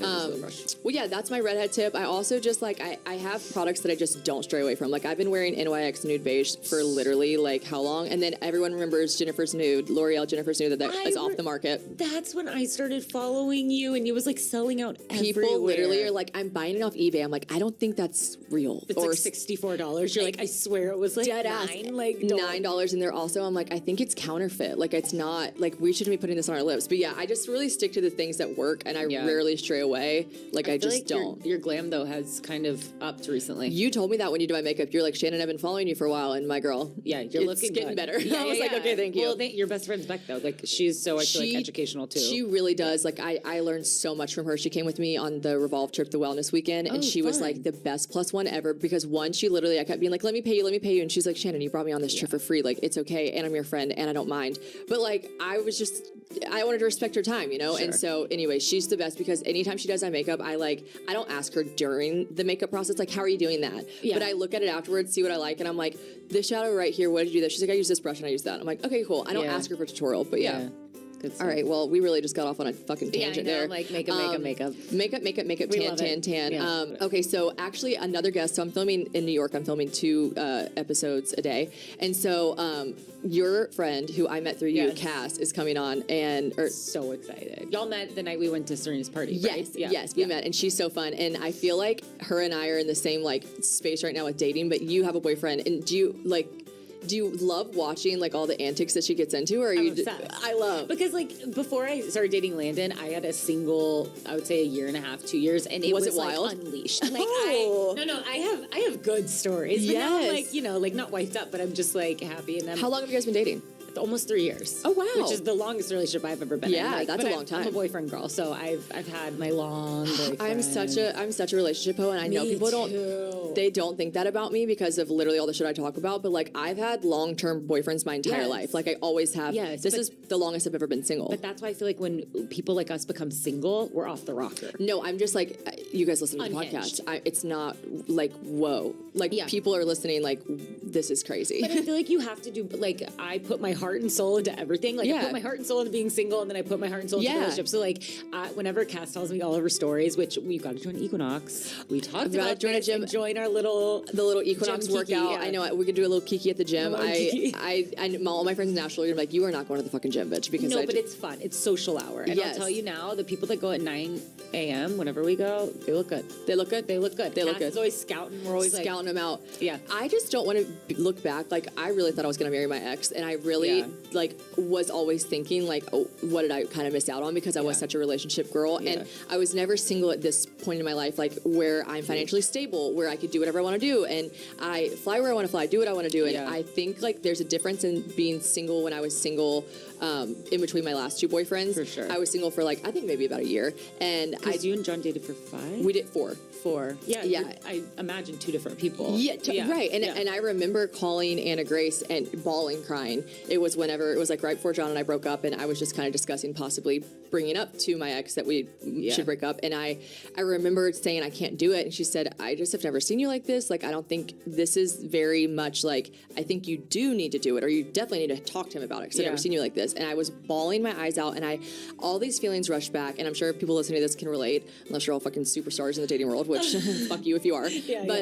I was bawling, crying, truly saying like, I can't do it again. Like, I can't date and get ghosted over and over and over again. I can't do the dating scene again. Like, I remember hating dating. I remember hating being single, like all these stuff. And she looked at me and she was like, Shannon, the last time you dated, you were 22 years old. You were so different. She was like, low key, not to be rude, but you were a nobody. She was like, and she was like, and here's the thing, you just like were not in a stable place in your life. Exactly. Like, I am so lucky that I found my ex, because we grew so well together. And he was so supportive, obviously, in a time where I was just starting out in a career that I needed someone to be supportive of me. So I could go on and on about how great he was, and honestly, shit, should I just have him on the podcast? But that'd be funny. I think like it goes back to timing. Like, you should always look at a positive, and I think being single now in my life is just so much different than when I was single then. So if you're in a long standing relationship and you are having those thoughts like, I can't do this, I can't date again, I can't get ghosted again, I'm here to tell you, I had those same thoughts. I am now dating. I have been ghosted since I've been single. It sucked. It always is gonna suck. But like, at the end of the day, like, you have to try to remind yourself that when you started that relationship however long ago, right? you dating then is not who you're going to be dating now. And it really is like, it's fun. It has its sad moments and its lonely moments, but at the end of the day, like, it's really fun. The same time that you probably have really happy moments, whatever, you miss being single sometimes. So everyone does. They're lying if they say, no, I'm happy. It's like, and like, if your end goal is marriage with someone, like, you have your whole life to be married. So it's like, why, like, I feel like people are so afraid of being alone, and it's like, it's low-key so fun. Like, you need to live alone. You need to be single. You need to have fun and like have the drama. Of course, it's lonely and it's like miserable sometimes, but then you think of those moments when you're in a relationship and you're like, I'm so grateful for this relationship. Like, you gotta have both. You gotta have both. I agree. I think like anyone that's listening to this is just probably like tired of me being like, it's all about timing, but I just think it is like really. Wait, you remember when I did your makeup, y'all had just broken up. Really? I don't even think How was I mentally? It wasn't. It wasn't public. No, I think you had just announced, or you just announced 2 days later. And I remember being, or no, I don't remember which one it was. It was really fresh. Felt very cringe posting it on Instagram, but like, here's the thing, like, people started noticing that we weren't posting with each other a ton, and I know I'm not fucking J-Lo, but people got very invested. We were dating on the show together, you know? I was like, invested and I didn't know you at So all. when I posted that, I remember telling my ex, like, you don't have to, like, repost it, obviously, and he's like, I'm not going to. And he didn't. You know when they add each other now, like, collab, like, on a post, like, on a breakup? I'm dead. God, I would just like, all have the same photo and the same, like, copy and paste. I cannot. So anyways, it was just like, I remember whenever I posted that and it became so real, that's when I was like, whoa, like, this is real. And so, I don't know, I just think, like, if I met you and you didn't think I was well, then it was probably because I wasn't, because my whole, like, the very first episode on this podcast was called My Life Just Got Magic Erasered, because I had a podcast before with my friend Mary Crawl, who I'm still very dear friends with, and then I had a 4-year relationship, and both of them simultaneously within the same month. And I literally never stopped crying. Like, I lived in a constant, perpetual state of swollen, because I was just always crying. And I know it's so cliche, but cliches are cliche for a reason, but, like, there is light on the other side of the tunnel. There just always is. And, like, one day you wake up and you're like, wow, I didn't think about it as much. Like, time is like but also you were upset. Like, I could tell. I mean, I had never met you, so I didn't know the shift in like your energy, like what you normally were. But like, you still were like you. Like, that's nice. Like, you were being a like good person. Like, you weren't like crying, bawling. And I remember you texted me the nicest message after. And I don't. This probably meant nothing to you because you do this all the time. I remember I was getting on the plane because I'd come to Nashville and done Julia and everyone. And you guys were my last stop. Like, it worked out by the end, and you were like one of my main goals that I wanted to do. And like, I don't think you had read my text message or my DM, and I had reached out to Anna Grace because I really wanted to do her too. She couldn't do it, and then she was like, but let me loop in Shannon. When I saw you doing everyone's makeup, and I was like, oh my god, everyone looks fabulous. Who's doing this? I mean, goes to show. But that was my goal. I was like, I want it to blow up in Nashville so that people start to see and DM me, and that's exactly what happened. But y'all were my last little stop, and I felt like I personally was like so exhausted by the time I was doing it. Like, I didn't do my best work, which if you're an artist, like, thank you. But if you're an artist, that's normal. So like, normalize that. Sometimes you don't do good work. And I got on the plane, and I remember being like, I don't know if Shannon liked me, like, or something like that. I got on the plane, you texted me a long paragraph, and you said all this stuff. She was like, you said, today was like a really hard day for me, and like the last thing I wanted to do was like put on makeup, but you made me feel really special and beautiful in such a like shitty day. And I was like, and I remember I was taking off, and I was like, that's really nice. I'm like, that's really nice. I said it. I just mean like, I'm glad that made you happy. That makes me happy hearing that back. No, it like made an impression. So, well, guys, send nice text to your friends. We are okay. So I actually, by the time this comes out, I think I'm currently in Spain when this episode's airing. Are you so I'm just fucking jazzed. Did you get your outfits?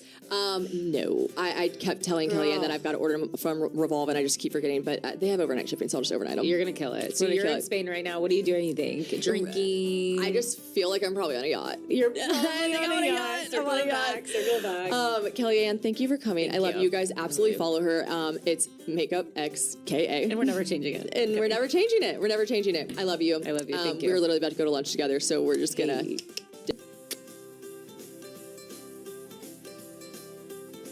The following podcast is a Dear Media production. Welcome back to Probably Podcast, and this is a very exciting episode for me just because I feel like I have so much to say about it, and I get asked all the time about like influencing and how it means to be influencer. No, I really do get asked all the time about like what the ins and outs of influencing is. One of the favorite questions people love to ask is like, how much money do you make? And we'll dive into plenty of money questions. That one is ever changing. So I'm going to go ahead and let you know right now. I'm not going to give you guys my tax return and tell you exactly how much I made last year. But I feel like this is a really cool topic to kind of break down And I've noticed recently a surge in influencers online being more upfront and honest about kind of like the back end of our work. And I think it's cool. So I want to be very raw and real with you guys. You know me, I don't hold back. So here we go. Influencing 101.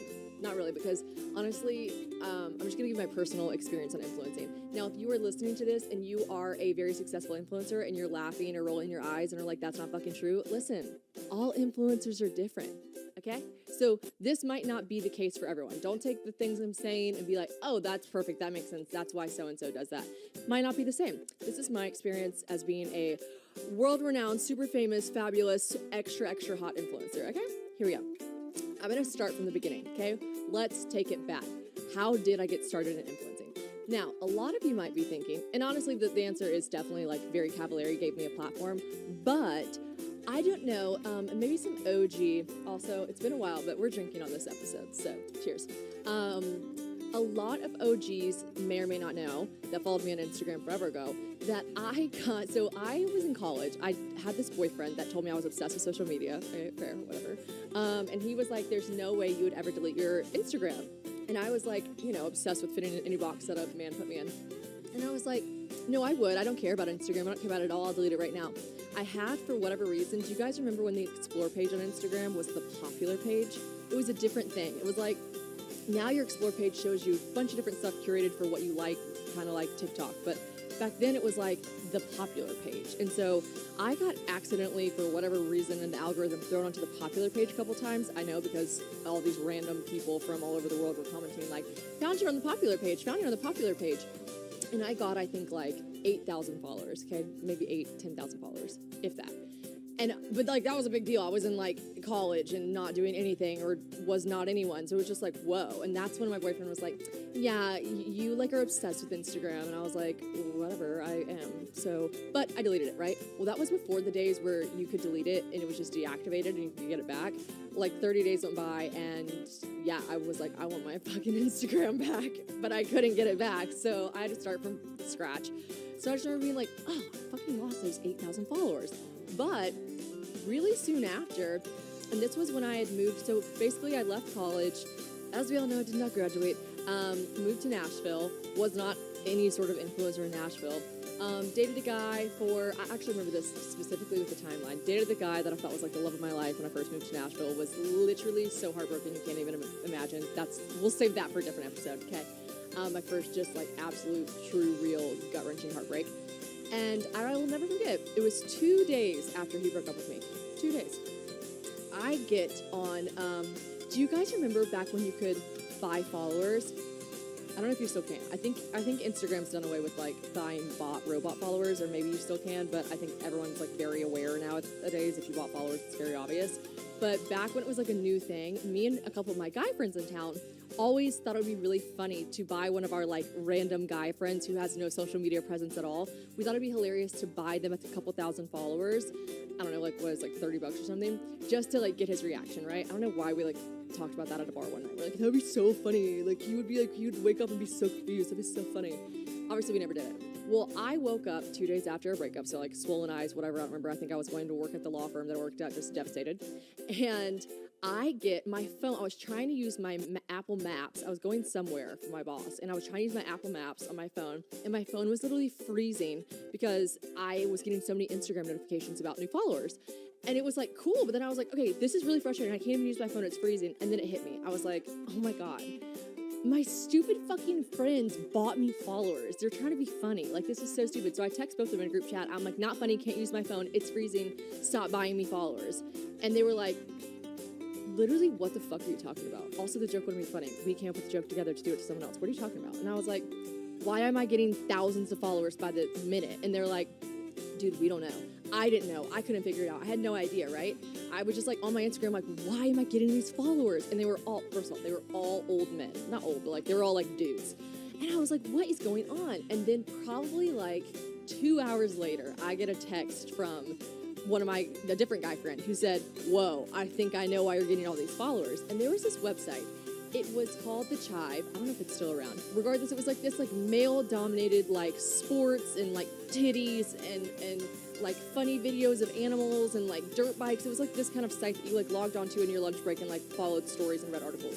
And someone on that page had written this article that was like top 10 reasons why you should follow Shannon Ford. And I was like, what? And it was this whole article. I honestly still remember the guy's name. His name was Sebastian. And I don't know how he found me, but he wrote this whole article and linked my Instagram in every picture and was like, follow her, she's funny, she's something. I got a call from my mom that was like, you're on a pornographic website. And I was like, Mom, I swear, I'm not. And I didn't submit it. And also, like, I'm getting a lot of followers. Relax, Sharon K. But, okay, I got like 25,000 followers from that. So I wanted to say all of this to say my influencing career began after being on Very Cavallari, and I'll now dive into like the specifics of that and getting an agent, etc. But I was getting like random, like weird little PR packages and stuff before I went on the show because like I would be like, oh my gosh, I love these sweatshirts. Like, could you send me some? And sometimes brands would be like, fuck no, bitch. Like, you're nobody. And sometimes you work at a law firm in Nashville. And sometimes they'd be like, yeah, we'll send it to you just because I have that amount of followers. So I would like to, I don't know if this is like very self-praising, but I did have a tiny bit of a following before I went on the show. Just saying. So I go on the show. Obviously, this is important because a lot of people I know are listening to this are asking, like, how do you get started in influencing? I've been asked this question for 5 years now. I always say the same thing. I always bring up Anna Grace, just because she's one of my best friends and she's the easiest person to compare this to. I went on a TV show, got instant overnight, like, I think it was while the show was airing, which as we know is only allowed to be on one season. I got kicked off. And I'm not so salty, you are. But, 8 episodes, I would say every week, just from the episodes airing alone, I would probably get 30,000 followers every week. So after the season was done, so 8 weeks, I probably had like 120, I don't know if that math isn't mathing right, but I remember like towards the end of the season, I had like 120,000 followers or something like that. Someone is going to say my math is not mathing. I don't know how to explain it, but that was around the number I had when I stopped the season. I remember thinking when people would ask me like, how do you get started? I'm like, that's what I did. Like I gained overnight success and I had like 1 million people. I shouldn't say overnight success. I should say I gained overnight like notoriety and a following. Wasn't successful yet, wasn't doing any ads. And then all these people start DMing you. So like if you go on The Bachelor, if you go on any TV show and you get all these followers overnight, right? All these agents will, as they should, they start reaching out, being like, hey, we'd love to represent you. We'd love to represent you. I remember having like 10 to 20 in my inbox being like, who's who and like what's what and like how would I know who to pick and like do I let all of them call me? How do I know who to trust? Like who's who, whatever. I'm going to bring it back to the comparison with Anna Grace. Someone like Anna Grace. Anna Grace started her following, which is incredible, loyal, successful as fuck. She started her following from ground zero, right? Like literally from Jump Street, she just had to produce content, convince her followers to like her and to follow her and to trust her and to buy what she was buying. And I didn't really per se have to do that. I just garnered this following overnight. So that's a big difference. And so I feel like, and maybe we'll have Anna Grace on this podcast, I feel like I can speak sort of on how to become an influencer, but I can't really give you those founding steps because that would be fake as fuck as me, because like I didn't start from ground zero like she did. She grinded her way up from the bottom and is at a fantastically successful place because of her grind. So I can't really speak on that, but I'll give you what I know to be consistent. And like I said, I got the followers overnight, but now you got to keep them. Now you got to grow them organically. Now you got to keep people trusting you, because as we know, we see tons of girls from reality TV get a bunch of followers and then lose them, and then they're back to their other jobs, and maybe they wanted to be, but like influencing, you gotta keep it up, you gotta stay consistent, and you gotta organically gain your following. So I get this email. One of them I'll never forget was from, well, a lot of them was from this company, the same company but a bunch of different agents. It was called Central Entertainment Group, which is CEG. And this girl, I remember it was the only girl that reached out to me, so maybe that's why I was just like, I want her. But there was this girl named Samantha. She's still my agent to this day. And it was just like a cold email, like a cold call. Like I was just like, okay, I'll talk to you. Got on the phone with her, don't know what it is, can't explain it, just like immediately trusted her. I did not talk to one other person. maybe I should have at the time, sure, but I would venture to say this has worked out pretty nicely for me, so I'm happy with my decision. But I answered a phone call. I don't know what we did at the time. Did we Zoom or something? That wasn't a thing. That's after COVID. I don't know how we conversated, but I saw her face, we talked, whatever. And yeah, I basically was like, I'd love to start working with you. What does that entail? And she's like, well, brands will come to me. So now let me break down like just the basics. And maybe you guys listening to this are like, everyone fucking knows this part, but maybe you don't. So she was like, and I was so green at the time. I was like, how would I get a deal? She's like, so companies come to me. So at this large company she was at, CEG, she's like, we have all these contacts. We have brand deals already in place. We'll submit you as an option. We'll give them all your logistics and demographics, because the way Instagram works, if you set yourself up as a creator or a business account, you have this button that you can click that says Insights. And this is what these brands care about. This is what's important to this brand. The follower count, fuck off, nobody cares. People ask me all the time, like, what would you do? What do you want to do to get more followers? I don't care. I know a lot of influencers probably say that. Like, I don't care about my followers, but I dead ass do not care. I've been sitting under 400 for so long, and it could mean shit less to me, because companies do not look at your followers. They do not. What they look at is your engagement. They want to know, are people watching your stories? Are people swiping up? Are they clicking? Are they doing these things to engage with the content that you're putting out? Are they commenting? Are they liking your photos? Someone that has 500,000 followers but gets 2,000 likes on their photos, the math's not mathing, okay? Like, there's obviously, people get shadow banned, things happen that are weird. There's cases like that. I've had like photos flop, whatever. But like, for the most part, if you're not, like, your follower count being super large but your engagement being low, not a vibe. Not a vibe for companies.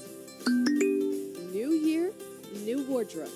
However, all of y'all know I said I am trying to save shmoney in 2023. We are turning this into a finance podcast, remember? Okay, no, we're not. I'm kidding about that. But I am not kidding about an amazing shopping hack that I have for y'all. Fashion Pass. Now, Fashion Pass is amazing because it takes the commitment and the massive price tags off of amazing designer pieces. You're able to rent these gorgeous clothes, and it's unlimited for a flat price. And they legit have the best brands. They got For Love and Lemons, Amanda Uprichard, Free People, Show Me Your Moo, and tons more. But honestly, I'm just listing a few of my faves right there.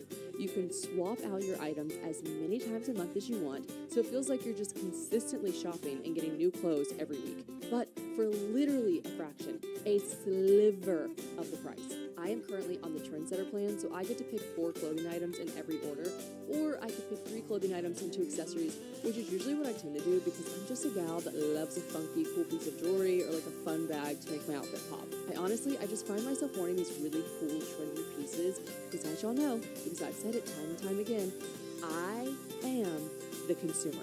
I will follow a trend, baby.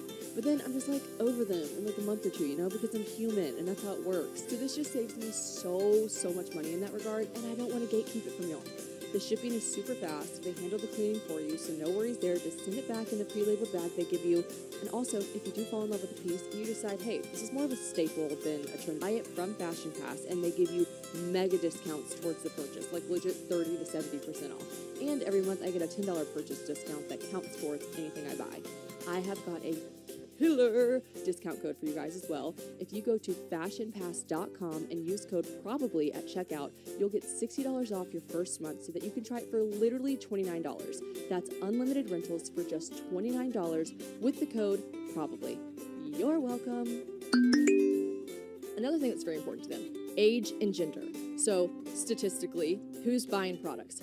Women. Women be buying shit. Me personally, I am the motherfucking consumer, so I get it. I am woman who buy things. Me. So that makes sense. That checks out. Now we're talking age bracket. What age do they want to see? Because when you pull up your insights, it's going to tell you the amount of percentage of followers that's a female and the age group, the percentage of age groups. What is a sweet spot? So there's 2 ones. There's 18 to 24, which if you have a large percentage of that, that's probably good, especially like kids in college, what if they're buying stuff, right? But the sweetest spot is 25 to 34. So that's my like massive percentage of my following is that, right? It has always been that. That's mine. These are the women that have paychecks that can afford to buy products. This is the percentage of women that are most likely to buy something that you're posting. It's just statistics. It's not what I personally think. That's just what we know based on the facts, right? So all these things come into play. Like I said, the followers, no one gives a fuck. Like, they want to know, what are your story views at? what are your percentage of women? What are your percentage of the age gap? Where are your followers at? If all my followers are based in Canada, and this company specifically doesn't really like to ship to Canada because the shipping costs are way high, that's going to factor in too. They want, predominantly all the companies I work want a large US following.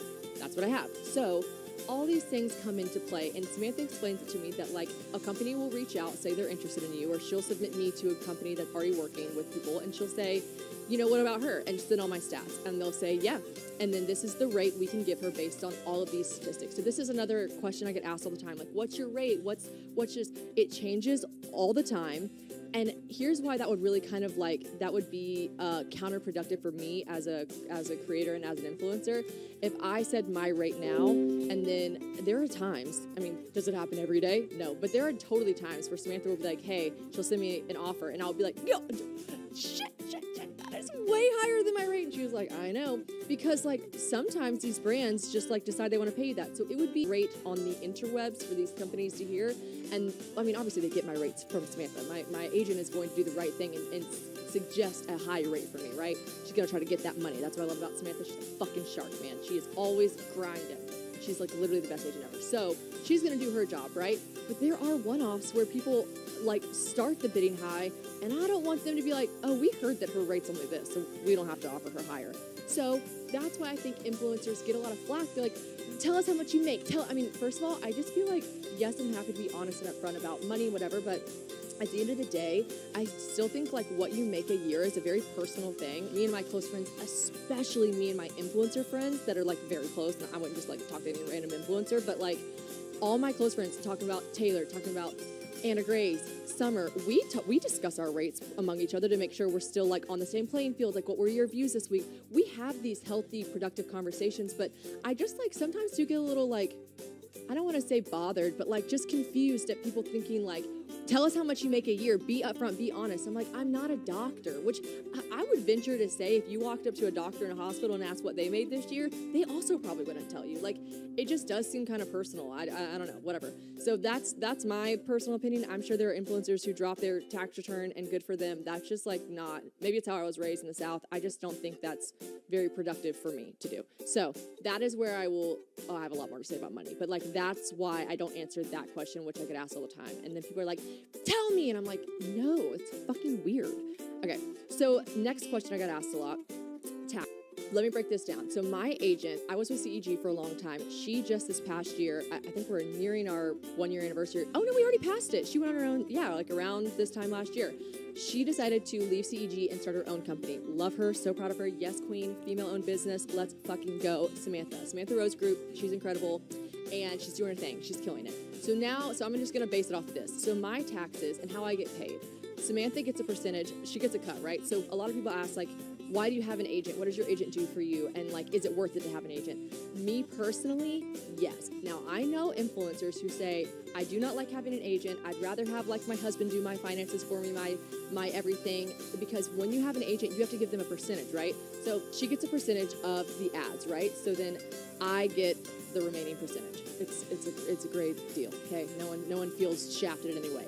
So, but a lot of influencers will say like, oh no, they can't fathom giving up that percentage. Let me tell you why I happily give up the percentage to my agent. She grinds her ass off. She handles all the back end stuff, right? It's why I couldn't live without producer Courtney either, because like I'm not a back end girly pop. I never will be. Like I can't. Those things, logistics don't always vibe in my brain, and I'm pretty sure they never will.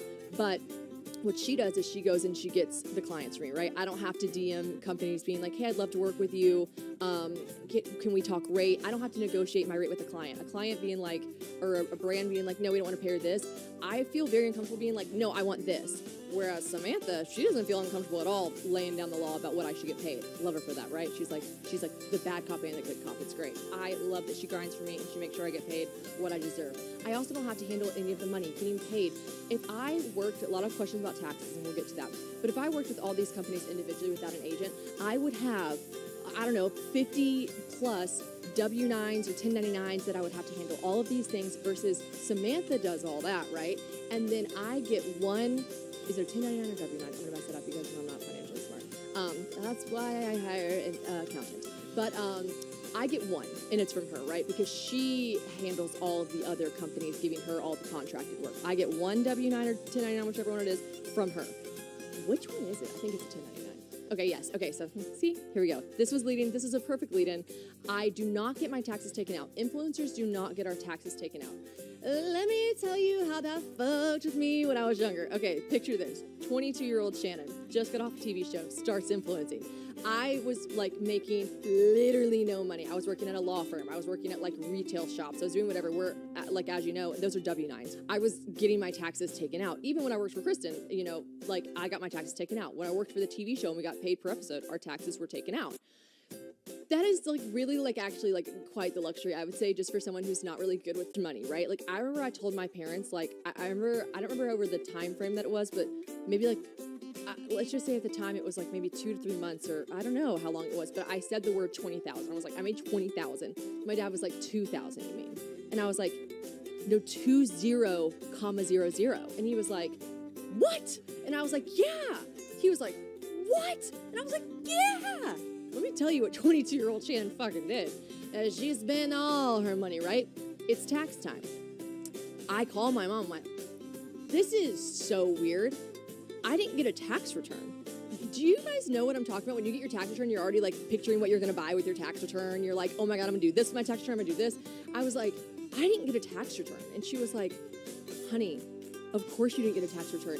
You don't have your taxes taken out. You're 1099, baby. And I was like, 10 to what? What? And she's like, have you not been putting 30% aside? And I was like, who taught us these things? Nobody teaches us these things. I was like, no, Mom. And she was like, oh, honey, what do you have in your... I mean, I'm 22. My mom has access to my bank account at this time. You know, she's like, what have you put aside? What do you have left in your bank account? I was like, nothing. I spent it all. Like, what do you mean, what do I have left? I literally spent it all. And she was like, okay, that's a problem. You owe your taxes. And I was like, well, that's a problem. I don't have the money, you know? We went back and forth with that for a bit before she's like, I'm like, what do I do? She's like, here's what you have to do. You have to set up a payment plan with your taxes, and the interest is going to be tough, and it's not going to be good, and yeah, this is a problem. So I learned the motherfucking hard way, which, as we know, is my absolute favorite way to learn lessons in life. There is no other way Shannon Ford learns things but the motherfucking hard way, okay? She just is dead set on doing that. We just love learning things the hard way. So... yeah, that was brutal. And so from that point forward, I had to realize, and I think if you're like a real estate agent, there's plenty of other jobs, not just influencing. I think there's a lot of other jobs in life where you just know, someone tells you, I'm telling you, if you are 1099, put fucking 30, you live in the United States of America, put 30% aside, because that's what you owe in taxes. So anyways, just fucking bananas. That was really shocking to me. And this is, again, why I think that why the fuck aren't we teaching this to high schoolers in college, anything? Why aren't we learning these things or teaching our kids these things? Because I was just flabbergasted. Okay, so that's how my taxes work, okay? How I get paid. I do not personally get the money. As you just heard, I get 1099 from Samantha Rose Group, SRG. I do not personally get the money from the people. So these ads will be 30, 60, sometimes, rarely, but sometimes 90-day payouts. So from the moment I do the ad, if I do that ad on a Tuesday, from 30 days from that Tuesday, I will get paid. Samantha will get paid. And then 60 days, if it's 60 days, 90 days, if it's 90 days, you guys get it, right? And then she gets paid, and then she pays me after she takes her percentage out, right? She has like a system that she does for payroll. I don't know. I get paid like every Tuesday, basically. That's nice because that's pretty standard. And back in the day, I used to just get paid really randomly and chaotically, and now it's a bit more structured, which I like. So I get paid every Tuesday, but it is always different. You know what I mean? Like sometimes if I've done a lot of ad, and I can always tell because like if I get paid not jack shit one week, I like do the math in my head. I'm like, what was I doing 30 days ago? And then I'm like, oh fuck, I was in London and didn't do anything for a week. Damn it. Like I can remember the times. I'm like, where was I? Why was I paid so little this week? And I'm like, oh, because I told Samantha I needed time off to do XYZ, right? Like I wasn't doing ads, I wasn't getting paid, but you don't remember that until 30 to 60 days later when you get your paycheck and you're like, that's lower than usual. What's up with that? So that's how I get paid, right? So now let's talk about buying things. Let's talk about if I want to go buy a car. I have done that, okay? Everyone thinks I'm a stripper or a drug dealer. I swear, okay, I should rephrase that. 5 years ago, if you tried to explain to someone, so I went to this like mom and pop car shop in Nashville. I was buying a BMW X5, big fucking deal. I had always had a Chevy Equinox. If you watch Very Cavallari, you watch that fucking raggedy ass thing drive around hitting every curve that it could hit in Nashville. Chevy Equinox, I honestly loved her. She was a fucking great car. If you drive a Chevy Equinox, when I see them down the road, I'm like, respect, I love that car. And I wanted to get a BMW X5. I'm like, it's fabulous, yes. So I go to this, like, it wasn't like I went to BMW. I went to like J&T's Auto Sales or something like that, right? And I don't understand anything. So who do I bring with me? Thank God, Mike. And I'm like calling my parents. What do my parents say? You don't need to buy a car. You couldn't save enough for taxes last year. Facts, right? Obviously true. But I was like, that's fucking stupid. I'm buying a BMW. Okay, I need to look fabulous.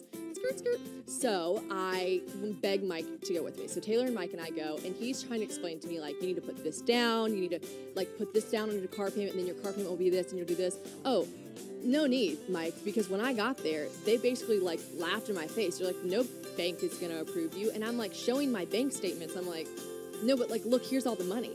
And they're like, how'd you get that money? And I'm like, because I work, like, so a brand sends me a product, and I talk about it on Instagram. They're like, on what? I'm like, okay, never mind, JT, you don't get it. Like it's hard to convince someone, especially at this, like, mom and pop shop, and especially 5 years ago, people were just confused. And here's the thing about influencing. For me, is it consistent? Yes. Right now, yes. But it is a fair play to these banks, to these, like, loan offices, etc., to say that influencing is not a consistent career. Like, they cannot believe that we would make this amount and it's continuous. Here's another issue. Like I just said, it's all over the map. Sometimes I make this amount, sometimes I make way lower. Sometimes I make a large amount a month, and sometimes I didn't work 30 days ago, so I don't make a lot. So they're looking at my direct deposits, and they're like, we don't even know what we're looking at. We are seeing the sum, which, yes, is a good sum in your bank, but, like, how is this consistent? And what banks want is consistency. What someone who's about to loan you $100,000, or if you're buying a house, you know, however many hundred thousands of dollars, they want to know that you are consistently making this money and you are consistently going to make your payments. And you cannot, as an influencer, especially not one that just started out, you can't really prove that, right? So what did I have to do? And what do I still have to fucking do?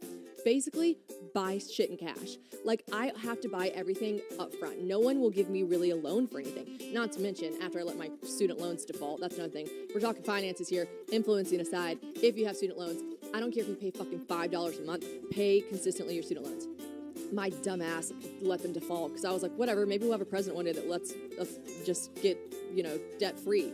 That is happening right now with Biden, but, like, not for everyone per se. So it was wishful thinking, Shannon, but, you know, didn't happen. And so I let them default, and yeah, I just, like, don't do that because it fucks your credit. So at the time, my credit wasn't good. I've definitely gotten my credit up way, way more. It's like this sick obsession I have with trying to make my credit score good. So that's helpful, but for the most part, like, I'll be very transparent and honest.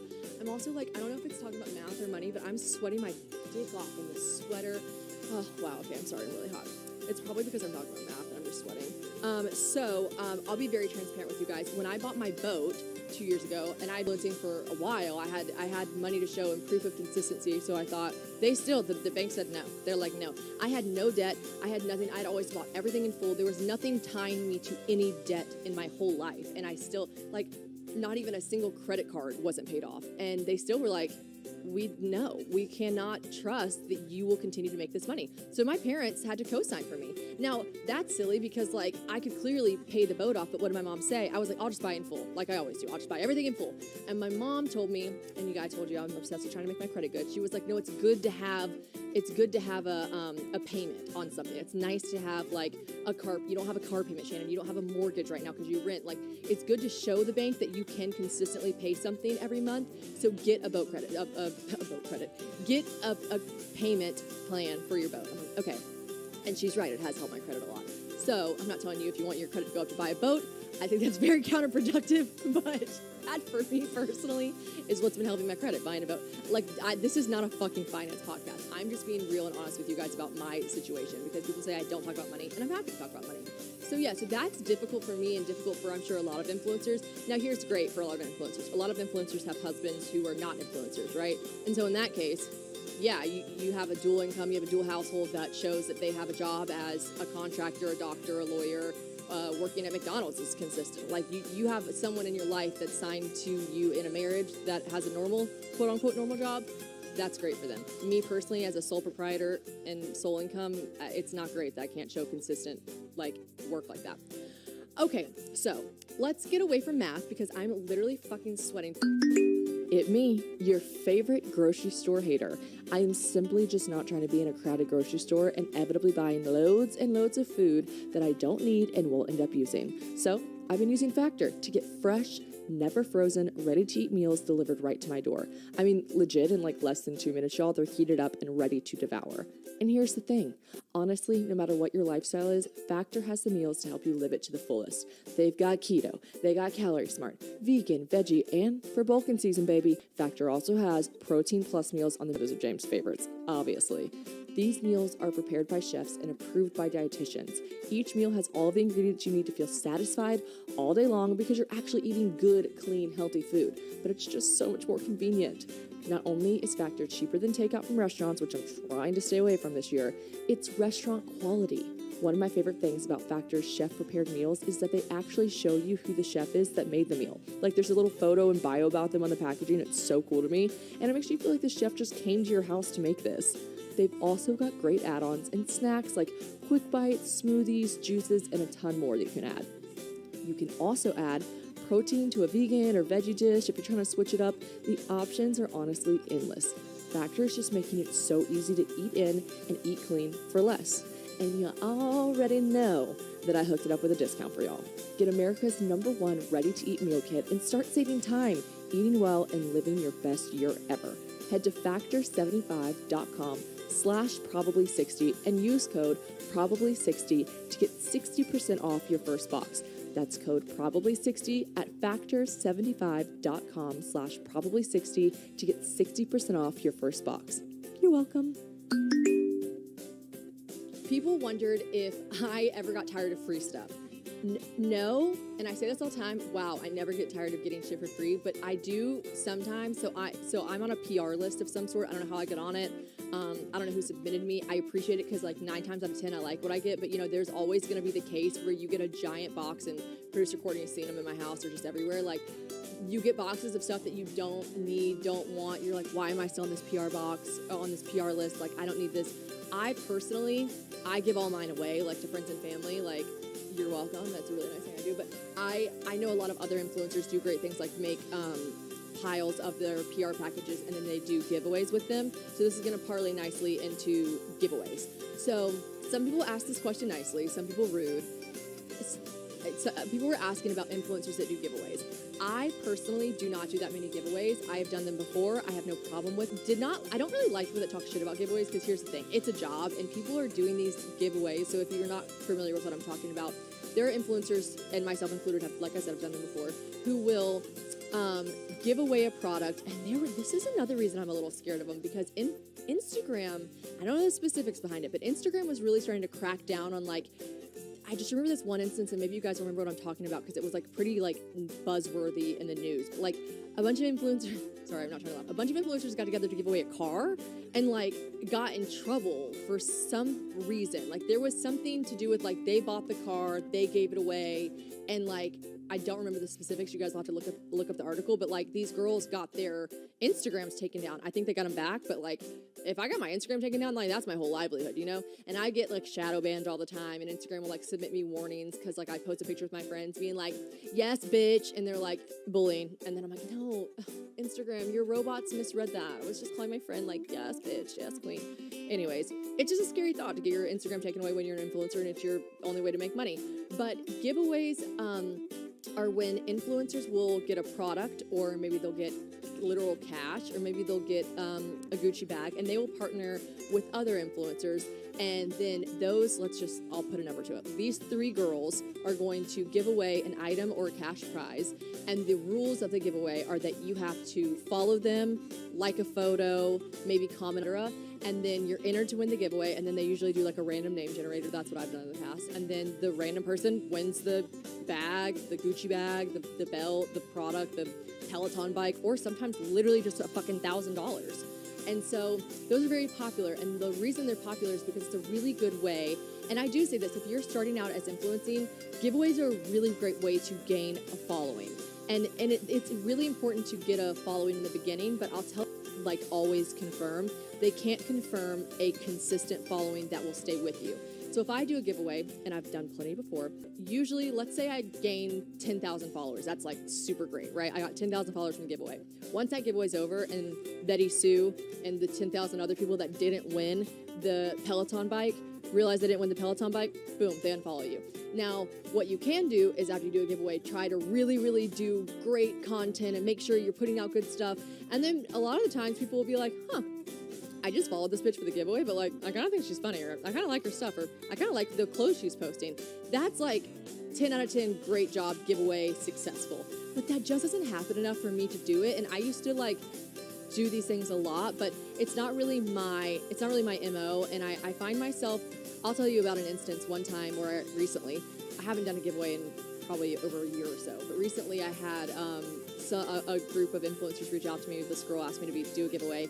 I was like, I haven't done one of these in forever. I think it was like each person had to give $600 towards the pot, right? Or maybe they needed me to buy like a Dyson Airwrap for the pot, for the giveaway pot. And I was like, yeah, I'll do that. But if you think about it, if you break it down, and this is what I don't like, but this is true. When people word it like, people buy followers, like, no, we're not buying followers, but technically, if you're doing a giveaway, you are purchasing an item, giving it away to people to ask them to follow you. So in a roundabout way, are you buying followers? Yeah, but like, it's the name of the game, shawty. Like, it helps a lot of people. And I know a lot of people who've done giveaways who have like 1 million something followers now who are getting huge collaborations with companies, making a lot of money. So good for fucking them. Whichever way you get to the top, get to the top. I don't throw shade at anyone that does that. I don't do it personally, but that doesn't mean that I don't respect it for people who do. A lot of people do engagement giveaways because, like I told you guys, the way that companies look at us to pay us a rate is based on like, does she get good engagement on her photos? Does she get good story views? So a lot of people will say, I'm doing my weekly engagement giveaway. $1,000 or $200 gift card. Guys, just go comment and like these last 3 photos of mine. That's a really great way to have consistent engagement. Like, these girls are probably the influencers that are making these like massive amounts of money weekly and monthly because they are fucking grinding for it. So like, that's why I just like will never hate on someone doing that kind of stuff, because yes, you can do giveaways, but you do have to organically gain your following too. The people that you see that are doing these giveaways every week, that's not the only way they're staying consistent. People also enjoy following them, organically keep following them, etc. So I don't want anyone to ever throw shade at giveaways. It is what it is. I personally don't do that many. I personally, don't want to get in trouble with Instagram because I don't know the logistics behind it all. I know you have to like put these disclaimers like this giveaway is not associated with Instagram rights of Facebook Meta, blah, blah, blah. And that just stresses me out because I don't want to lose my Instagram account. But I got asked to do a giveaway recently. Oh, it was like a month ago. And I was like, oh, fuck yeah, I haven't done one in a while. It was with like a bunch of girls that lived in Nashville, some girls that lived in Dallas. I was like, this is fun. And I was like, yeah, I'll do it. I'll buy the Dyson or put the $600 in. Yeah, you know what? I'm pretty close to 400,000. These are like real thoughts going around. I'm like, yeah, kind of, that'd be nice to get 400,000. Me doesn't care about my following, but when you start getting close to a big number, you're like, that'd be fun to hit. So I was like, sure. I just like never heard back from her. She was like, okay, perfect. I heard back, and then I went to go follow up, and then I just saw that they like picked someone else to do the giveaway that wasn't me, that wasn't previously listed. And I was just like, you just like put a sour taste in my mouth. I was like, okay, well that's fucking rude. Like, all right, I was gonna do your giveaway, but never mind. You could have just like messaged me and been like, hey girl, sorry, we asked someone else. Hope you don't mind. I'll keep you in mind for the next giveaway. So like in that instance, sometimes that kind of stuff puts a sour taste in my mouth, but there's also probably like a very good reason, very normal reason that didn't happen and didn't follow through. But stuff like that just makes me be like, you know what, this is why I don't do fucking giveaways anyways. Like that's kind of like where my head goes sometimes. I'm like, you know what, and never mind. Okay, sip of wine, and the back of my neck is literally sweating. I think I'm gonna have dreadlocks underneath my head by the end of this podcast. Just like matted hair. A lot of questions about people asking me if I ever turn down ads. Yes, absolutely. I turn down ads for sure. I say yes to a lot of stuff, and I know you guys know this. My kind of like, I don't know if you should call it shtick, or my decision early on in influencing was to like be very upfront and honest. Well, I'm pretty upfront and honest with all aspects of my life, but like my decision with influencing, because now it's a lot more common to just straight up talk. Like I said, a lot of girls in influencing, they're being more open about it. They're talking about the back end of things like I'm doing right now, et cetera, et cetera. But back in the day, try to go back to influencing 5 years ago, and you don't have to be an influencer to remember this, but do you remember when you would follow influencers and everything would, and some girls still do this, and sometimes it is organic, but there was a time in influencing where you had to try to make every ad look so organic and so stumbled upon. It was back before the FTC, which I forget what that acronym stands for, but it's basically like the rules of Instagram that if you're going to promote, Kim Kardashian got sued for it. It's like if you're going to put an ad for a company, you have to put hashtag ad, you have to put hashtag Tula partner, you have to put hashtag, boiled egg company partner. You have to say you're partnering with someone, this is an ad. So back in the day before that was a thing, these girls would be like, you would almost do like 2 slides beforehand. You'd be like, this glass of wine is so yummy, so good. I love drinking this wine. Oh, by the way, now that I'm talking about it, and you would like go into the ad, right? It was something that was like almost every influencer did it because we did not want people to feel like we were selling them something. Like I fucking crushed it at that. I was like really organic. People would be like, my friends would be like, I couldn't tell if this was an ad. And then after you put your code, I was like, oh, that was a fucking ad. I was really listening. I was like, boom, got them. Now, that's not a really popular style of doing things unless people actually genuinely are just organically. That's not a super common thing to do because everyone figured us out. You know what I mean? They're like, these fucking influencers acting like they just picked up this product to talk. Now these ad companies are like, yeah, you need to say you're partnering with us. You need to put hashtag ad. We're okay with you saying this was nicer because one, I don't have to work so hard to like fake like I stumbled upon this cheese grater that I'm trying to sell you. And two, like it's just more real and authentic. So I like where we've gone to in that realm. I like that more. But back in the day, I used to say yes to literally almost everything just because I really, really wanted money. Now, this part, if I don't think a company, I had a company reach out to me. God, what if I do an ad for them like later on? Okay, just know that if I ever get so desperate, know that I'm desperate if I end up doing an ad for this company. There was a company and it was like Sleep Stories. It was like, I can't wait to see producer Courtney's reaction. It was, and no shade against this company. Maybe, I'm giving them a free ad right now. I'll give it to you. I don't remember the company's name. There was a company, this is just an